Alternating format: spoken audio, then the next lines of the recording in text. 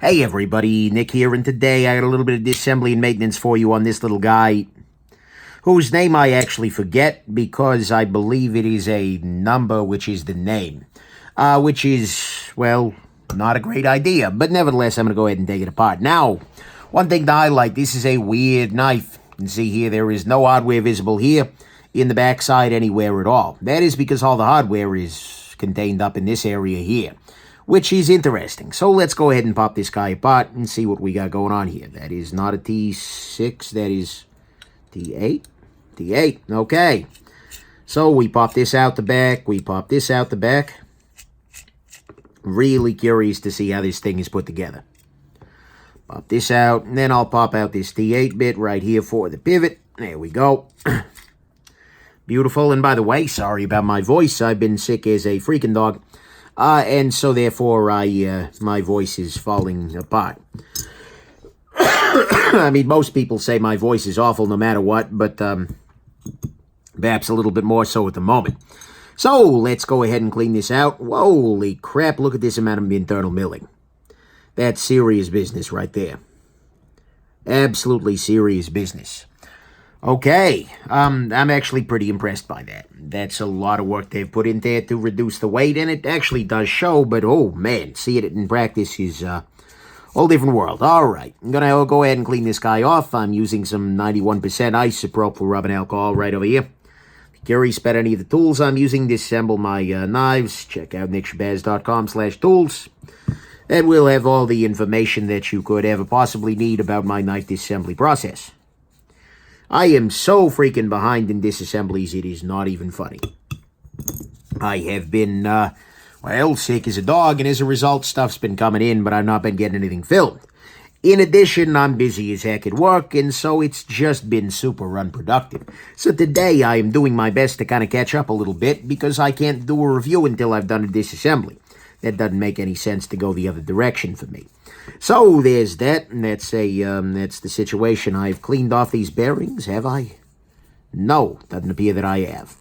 So I'm cleaning off these bearings. Maybe I did, and who knows, like I said, not necessarily a healthy man. But anyways, back at the ranch. This has very interesting construction. What we can see here, I'm completely ignoring the interesting part of this knife. You can see here the back spaces here are actually, these just interlock. And as a result, when I screw a knife in there, and these, by the way, are threaded, so you can see exactly where they interlock, and as a result, when you put the knife together, these snap together almost perfectly. It feels like an integral, but it really, really isn't. So that's kind of a cool approach, right? I like that a lot. And by the way, this little guy needs to go in the back there. So I'll make sure and do that, or more likely I'll forget it until the very end of this thing. So that'll be cool. I cleaned this guy off. All right, let's go on ahead and get it back, get started again. This is not a D-shaped pivot, but you can see here they've milled off a little portion there, which hits this little shelf here, which allows this guy to be taken apart without a whole lot of difficulty. No free spinning this whatsoever there. It's good. Go ahead and use a little bit of 10-weight nano oil here. Drop a little bit here. Alas, there is no rest for the weary. Some days you just have to put on your Batman mask. That's a, probably more profound and less profound all at once than it sounds. Let's go ahead and drop this into position here. Feels weird not to have any backspaces or anything, but, yeah, it's the case. By the way, you can see this is a stop pin track right here, so this internal stop pin here slides up and down along there. Go ahead and put a little bit of lubrication on the detent ball hole. Go ahead and put a little lubrication right up in here. Beautiful. I will drop in the, hey, I remembered it. I'll drop in the lanyard hole pin there. Put that together there. Why is this not aligned right now? What's going on? There we go. Okay. Now we are aligned. I'm going to go ahead and put in the pivot first. I don't have any strong reason to believe that's the right approach, but I'll do it anyways because it works. This isn't even the pivot, that's why. All right. That would have not been a brilliant move. I would have discovered it pretty quickly, mostly because the pivot has this big old collar on it. All right, let's go ahead and put this guy here. And drop this in place. Don't have to get it super tight yet. Just hand tight, that'll do. Now what I do is I put in these back pieces. See, there is some Loctite on there. I will add some Loctite myself. See this Loctite on a stick here. This guy goes right here. Slide that into... Bro? What are you doing here, bro? For some reason, this isn't wanting to go into place. Did I reverse these? What's going on here, people?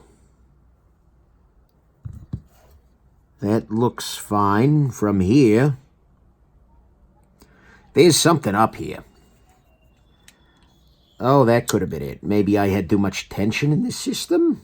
Or maybe I need to put the stop pin in position. All right, there's that. I'm going to tighten this down a little further here just to see if that could be my issue. Things are out of whack just because the pivot is out of position. This needs to be rotated properly such that I'm going to go ahead and push this back out a little bit. That'll allow me, I hope, to... Come on, people. There we go. Get this... Oh, damn it. I hope that this will allow me to get this into alignment here. Because otherwise, if this piece isn't in alignment with that ledge, it's going to be out too far, and we're going to have a bad time.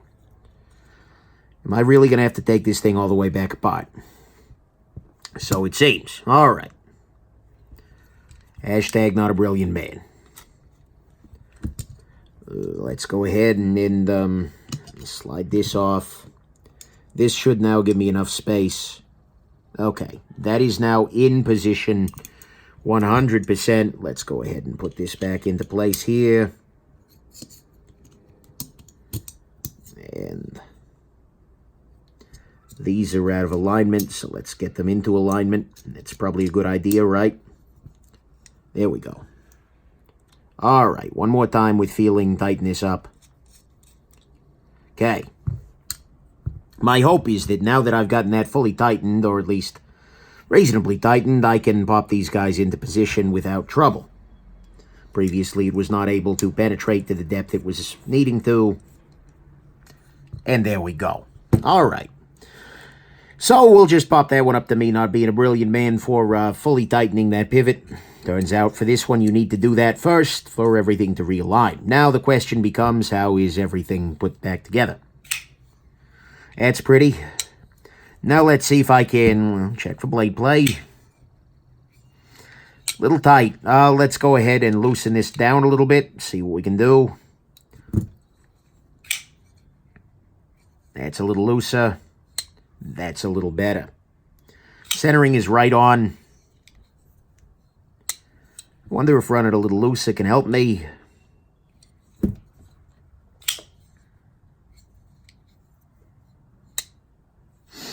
Are we blade playing? Yeah, now we are. Okay, so it's just not the smoothest thing ever. But that's okay.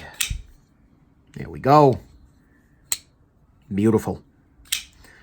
No play, everything's deploying nicely. We are good to go. Alrighty, so there you go. That's your disassembly and maintenance on this very, very strange knife with some very impressive internal milling. And I hope this is interesting to you. And have yourselves just an absolutely wonderful rest of your day. Bye now.